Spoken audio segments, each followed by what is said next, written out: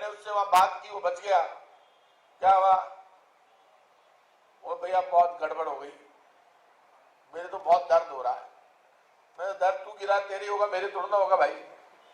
मैंने उससे पूछा तुझे कोई गलतफहमी है, तुझे कोई देख रहा है? कोई नहीं देख रहा है, हंसी उड़ा रहे हैं लोग। तेरी किसको फुर्सत है तुझे देखने की?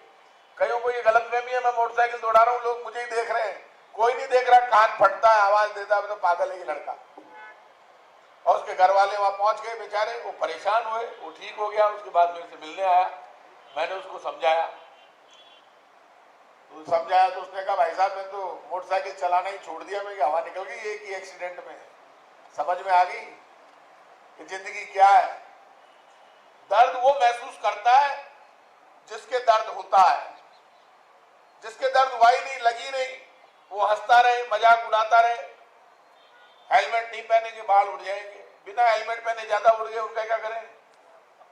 बिना हेलमेट के उड़ गए, ऐसे लोग मुझे खूब मिले। मैं तूने हेलमेट लगाया? बोले नहीं। तो हेलमेट नहीं लगाया तो भी बाल उड़ गए, हेलमेट लगाया तो भी उड़ गए। और नहीं उड़ने देने जिसके, उसने जिंदगी भर हेलमेट लगाया तो उसके बाल नहीं उड़े। सेठी साहब का बाल पेड़ी से उड़े डायमंड पता है, मैं शुरू से जानता हूँ सेठी साहब को, पढ़ता हूँ जब से देख रहा हूँ मैं राजस्थान यूनिवर्सिटी। ये वैसे कि मैं जितने बाल थे इनके सर में उतने ही बाल है अभी तक, वो कम हुए नहीं, ज्यादा हुए नहीं। तो मैं तो शुरू से जयपुर में स्कूल कॉलेज यूनिवर्सिटी मेरी यहीं पर हुई, मैं सबको जानता हूँ। बस वालों को भी जानता हूँ, ऑटो वालों को भी जानता हूँ, मिनी बस वालों को भी जानता हूँ, और पुराने कंडक्टर ड्राइवर वो भी मुझे मिल जाते हैं, मैं उनको भी जानता हूँ और सब मुझे पहचानते हैं। वो मैं अभी ऑटो वहां सिंधी कैंप बस स्टैंड पे गया, कोई शादी का प्रोग्राम था, सामने होटल में उतरा, इतने सब ऑटो वाले आगे भाग, सारे आगे आकर खड़े हो गए। एक ऑटो वाला बोला मेरा क्या होगा? मैं तेरा भी वही होगा जो मेरा होगा, तू चिंता क्यों कर रहा है यार, सबका बराबर से होगा। मैंने कहा तू तो ध्यान रखा कर, दिन में मत लगाया कर, दिन में लगाएगा तो दिक्कत है, ये सुन ले, क्योंकि दिन में लगा ली तो फिर रात वाली तो फिर भी चल जाती है घर, तू दिन में ही लगा के चलाएगा ऑटो तो फिर बाहर कैसे पड़ेगी? वो बोला भाई साहब मेरी तो आदत पड़ गई, मैं आदत छोड़ दे तो दिक्कत खड़ी हो जाएगी, तेरा ऑटो भी चला जाएगा। तेरा ऑटो हम तो बचा सकते हैं, तेरे को भी बचा सकते हैं, लेकिन तू पीकर चलाएगा तो हम तेरे को नहीं बचा सकते। दिक्कत ये है कि पीकर चलाने में वो अपनी बहादुरी समझ रहा है, और बहादुरी समझने में एक्सीडेंट हो रहा है। जितने हाईवे पर एक्सीडेंट हो रहे हैं उतने एक्सीडेंट कहीं नहीं हो रहे। अब की बार हमने सख्ती की है और राजस्थान के परिवहन विभाग ने उन हाईवे की कंपनियों के खिलाफ एक्शन लेने का तय किया है जो रूल्स रेगुलेशन के अनुसार अपना टोल तो वसूल करती है लेकिन रोड को ठीक नहीं करती, ब्लैक पॉइंट ठीक नहीं करती, हाईवे को दोनों तरफ से बैरिकेडिंग नहीं करती, जानवर ऊपर आ जाते हैं तो एक्सीडेंट होते हैं।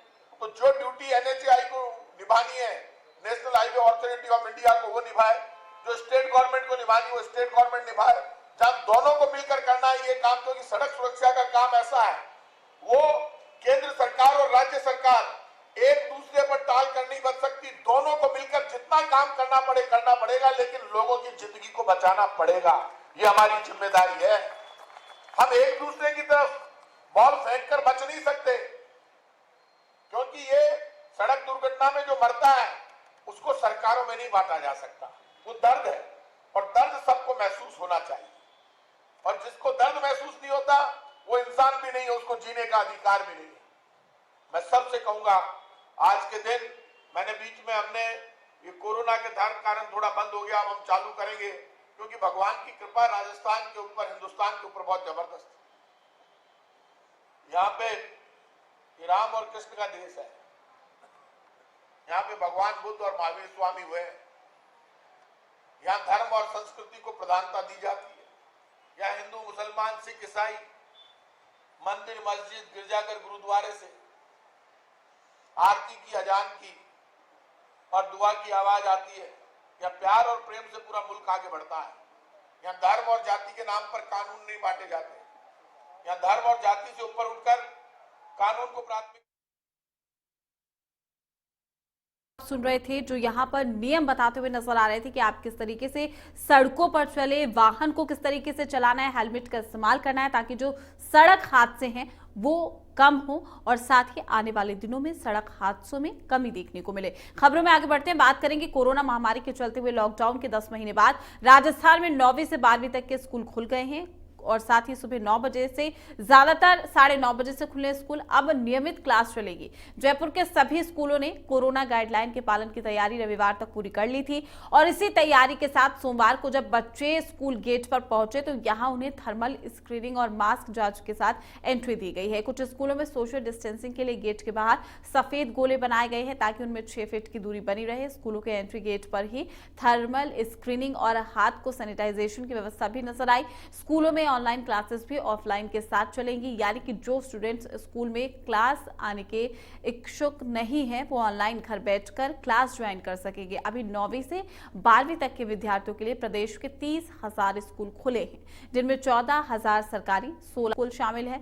9वीं से 12वीं तक की कक्षाओं में छात्रों की संख्या 44.34% है, लेकिन अभी एक दिन में 50% बच्चे ही आएंगे, यानी बाकी के आधे बच्चों की ऑनलाइन पढ़ाई होगी। इस तरह प्रदेश के 2000 कॉलेज भी खुलेंगे। हालांकि अभी कक्षाएं सिर्फ फाइनल ईयर की ही लगेंगी। इसके अलावा कोचिंग सेंटर भी खुले हैं। तो वहीं जयपुर में लंबे इंतजार के बाद सरकारी और निजी स्कूलों में चहल पहल देखी जा रही है। आदेश के बाद 50% उपस्थिति के साथ स्कूल खोले गए हैं। स्कूल में कोविड गाइडलाइन के पालन के साथ बच्चों को एंट्री कराई जा रही है। सोशल डिस्टेंसिंग के पालन के साथ सभी छात्र मास्क लगाए हुए नजर भी आए। साथ ही हम आपको 6 तस्वीरें दिखा रहे हैं। पहली तस्वीर आप देखिए मारवाड़ जंक्शन की है, दूसरी जयपुर की, तीसरी दुदू की तस्वीर आप देख सकते हैं और चौथी तस्वीर हम आपको श्री गंगानगर की दिखा रहे हैं, जहां पर बच्चों की चेकिंग की गई है, थर्मल स्क्रीनिंग की गई है, मास्क बच्चों ने लगाया है या फिर नहीं। रेनवाल में आप तस्वीरें देखिए, सोशल डिस्टेंसिंग का यहां पर पालन किया गया और बहरोड की तस्वीरें, क्लासेस अब शुरू हो चुकी है।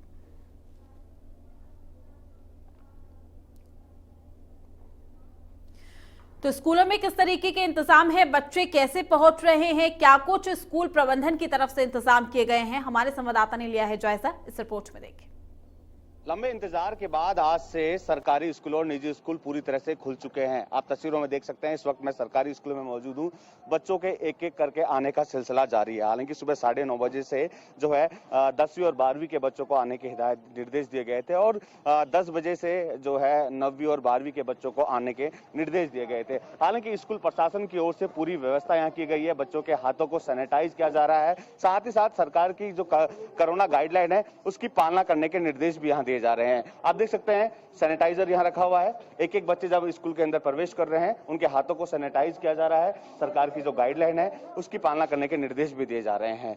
हालांकि प्रदेश की अगर बात करें, प्रदेश में कुल 14,000 सरकारी स्कूल खुले हैं, साथ ही साथ 16,000 निजी स्कूल खुले हुए हैं। इसके साथ साथ जो स्कूली बच्चे आ रहे हैं वो मास्क पहनकर अंदर प्रवेश कर रहे हैं। साथ ही साथ सरकार की जो गाइडलाइन है उसकी पालना भी की जा रही है। हालांकि किस तरह जो है सरकार की गाइडलाइन की पालना की जाएगी और कोरोना से किस तरह बचाव किया जाएगा, स्टूडेंट है उनसे ही बातचीत करने की कोशिश करेंगे। आप देख सकते हैं एक एक करके जब स्टूडेंट आ रहे हैं हाथों को पूरी तरह सैनिटाइज यहाँ कर रहे हैं ताकि जो संक्रमण है वो ना फैले। स्कूल प्रशासन की ओर से भी हिदायत दी गई थी कि सरकार की गाइडलाइन की पूरी पालना हो, हाथों को सैनिटाइज किया जाए, मास्क का उपयोग किया जाए और जो स्टूडेंट जो है कक्षाओं में आ रहे हैं वो किसी दूसरे स्टूडेंट से किसी तरह का सामान या ना ले और साथ ही खाना भी साथ बैठकर ना खाएं। आप देख सकते हैं किस तरह बच्चों की तादाद एक के बाद एक बढ़ती जा रही है, क्योंकि काफी लंबा समय कह सकते हैं यहाँ हो गया था। एक एक करके जो स्टूडेंट है वो सोशल डिस्टेंसिंग की पालना करते हुए पहुंच रहे हैं। आप देख सकते हैं जो स्कूल के बाहर जो है गोले बनाए गए हैं, गोलों में जो है बच्चों को एक निश्चित दूरी में खड़ा किया गया है और एक एक करके जो सोशल डिस्टेंस है उसके जरिए जो स्टूडेंट है वो अंदर प्रवेश ले रहे हैं। यानी कि पूरी पालना यहाँ की जा रही है ताकि संक्रमण ना फैले और संक्रमण को जड़ से खत्म किया जा सके। हालांकि परिजनों की ओर से भी जो स्टूडेंट है उनको जो है पूरी तरह से हिदायत दी गई है किस तरह पालना करनी है। स्टूडेंट है उनसे बातचीत करते हैं। आज स्कूल खुल गए हैं, किस तरह गाइडलाइन की पालना करेंगे, परिजनों और टीचर ने किस तरह समझाया कोरोना को लेकर? बहुत अच्छा लग रहा है, स्कूल खुल गया और मैम ने बोला है कि बहुत दूर रहना है एक दूसरे से और हाथ तो बिल्कुल ही नहीं मिलाना है क्योंकि अभी कोविड-19 गया नहीं है और सबको दूर रखना है, हाथ बार बार सैनिटाइजर करते रहना है और आपस में मिलना नहीं है ज्यादा। बिल्कुल, देखिए निश्चित तौर पर परिजनों के साथ साथ जो स्कूल टीचर हैं उन्होंने भी स्टूडेंटों को समझाया है कि किसी से हाथ नहीं मिलाना है, मास्क का उपयोग करना है, सोशल डिस्टेंसिंग की पालना करनी है, क्योंकि कह सकते हैं काफी लंबे समय के बाद जब स्कूल खुले हैं, इसमें कहीं ना कहीं जो प्रशासनिक अधिकारी है वो भी चाहते हैं कोरोना गाइडलाइन की पालना हो, शिक्षक भी पूरी कोशिश कर रहे हैं और जो स्टूडेंट आ रहे हैं उनके परिजनों की तरफ से भी समझाया गया है। कैमरा पर्सन तनुज के साथ मैं बसंत, इंडिया न्यूज, जयपुर।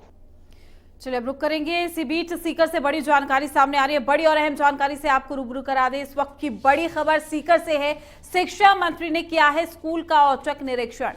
बड़ी जानकारी, गोविंद सिंह डोटासरा ने निरीक्षण किया है स्कूल का। औचक निरीक्षण यहां पर किया गया। सीकर में अचानक स्कूल पहुंचे हैं डोटासरा। चूंकि स्कूलों को खोला गया है, किस तरीके के इंतजाम है, छात्रों और टीचर्स से भी बातचीत की गई। यहां पर आज से स्कूल खुल गए हैं। तमाम तैयारियों के साथ स्कूलों को खोला गया है। कोरोना गाइडलाइंस का पालन स्कूलों में किया जा रहा है या फिर नहीं, तो गोविंद सिंह डोटासरा ने निरीक्षण किया। निरीक्षण के दौरान छात्रों से, टीचर्स के साथ उन्होंने बातचीत भी की है। बड़ी और अहम जानकारी से हम आपको रूबरू करा रहे हैं। इस वक्त की सीकर में अचानक स्कूल पहुंचे हैं डोटासरा, तो छात्रों और टीचर से की गई है बातचीत।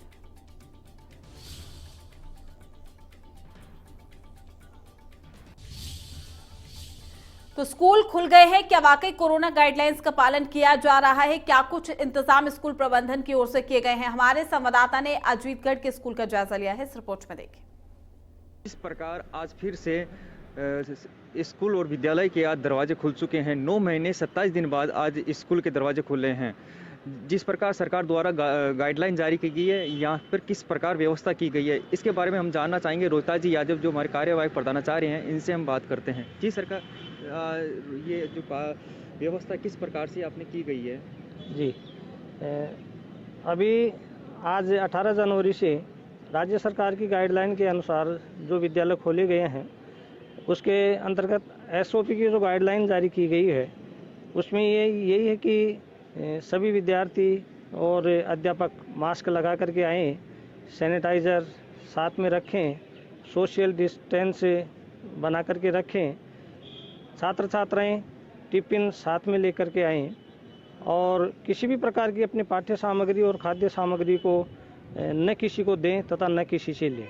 और इसी के तहत विद्यालय स्तर पर हमने पीओ स्तर की मीटिंग का आयोजन भी किया था, स्टाफ मीटिंग का आयोजन भी कर लिया है, छात्र अभिभावक मीटिंग का आयोजन किया गया, उसमें अभिभावकों को भी इस बारे में बता दिया गया है। और विद्यालय स्तर पर हमने पानी की टंकियों की बहुत अच्छी प्रकार से सफाई करवा दी गई है और साबुन रखवा दिए, जगह जगह पर डस्टबिन रखवाए गए हैं। विद्यालय के समूचे परिसर को स्वच्छ और सुंदर बनाया गया है। सैनिटाइज़र की व्यवस्था की गई है तथा ऐसे छात्र छात्राएं जो मास्क किसी कारण से नहीं लाते हैं तो उनके लिए मास्क की व्यवस्था भी हमने विद्यालय स्तर पर की है तथा बहुत अच्छी प्रकार से अध्ययन हो सके इसके लिए हमने गाइडलाइन का पूरी तरह पालन किया है। जिस प्रकार 9 महीने 27 दिन बाद स्कूल खुली हैं, हमने भी यहाँ का जायजा लिया तो बिल्कुल सोशल डिस्टेंस की पालना करते हुए क्लासें ली जा रही हैं। मैं कैमरामैन सोमेश प्रजापति के साथ कृपाल सिंह रैया, इंडिया न्यूज।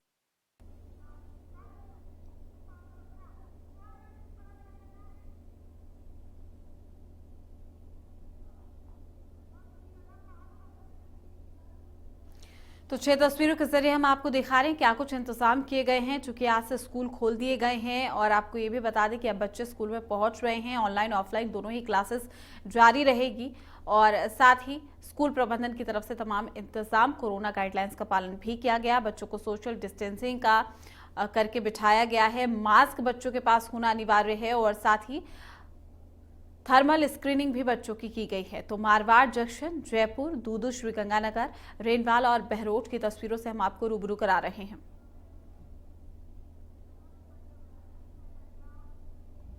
इस बीच एक बड़ी जानकारी सामने आ रही है। बड़ी और अहम खबर से आपको रूबरू करा दें। इस वक्त की बड़ी खबर, जहां स्कूल फीस के मामले में सुप्रीम कोर्ट में सुनवाई टली है। बड़ी जानकारी से हम आपको रूबरू करा रहे हैं। 25 जनवरी को सुप्रीम कोर्ट करेगा मामले की सुनवाई।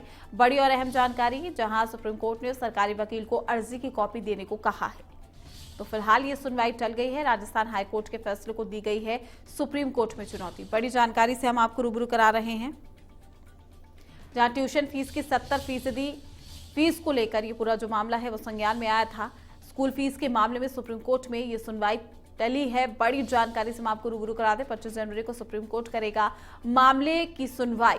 तो 25 जनवरी को इस सुनवाई होगी। सुप्रीम कोर्ट ने सरकारी वकील को अर्जी की कॉपी देने को कहा है और राजस्थान हाईकोर्ट के फैसले को सुप्रीम कोर्ट में चुनौती भी दी गई है।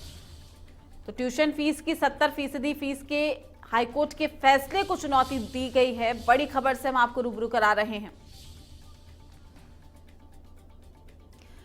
हमारे साथ तमाम जानकारी के साथ डिप्टी एडिटर आशीष सिन्हा हमारे साथ जुड़ चुके हैं। आशीष जी, क्या कुछ जानकारी? देखिए, राजस्थान में स्कूल फीस को लेकर सुप्रीम कोर्ट में एक याचिका दाखिल की गई थी, जिस पर अब सुप्रीम कोर्ट 25 जनवरी को सुनवाई करेगा। दरअसल हाईकोर्ट ने राजस्थान सरकार द्वारा पिछले साल 28 अक्टूबर को लागू की गई सिफारिशों के अनुसार ही निजी स्कूलों को फीस लेने के पक्ष में फैसला सुनाया था। यानी जिन निजी स्कूलों ने ऑनलाइन पढ़ाई के लिए ट्यूशन फीस का 70% हिस्सा फीस के तौर पर वो ले सकते थे। हाईकोर्ट के इस फैसले के खिलाफ पिछले साल 18 दिसंबर को सवाई मानसिंह विद्यालय ने सुप्रीम कोर्ट में याचिका दाखिल की थी और इसे चुनौती दी थी। शुक्रिया आपका आशीष तमाम जानकारी देने के लिए। तो 25 जनवरी को सुप्रीम कोर्ट करेगा मामले की सुनवाई। बड़ी और अहम जानकारी से हम आपको रूबरू करा रहे हैं। सुप्रीम कोर्ट ने सरकारी वकील को अर्जी की कॉपी देने को कहा है। चलिए फिलहाल के लिए इस बुलेटिन में इतना ही। आप बने रहिए इंडिया न्यूज के साथ।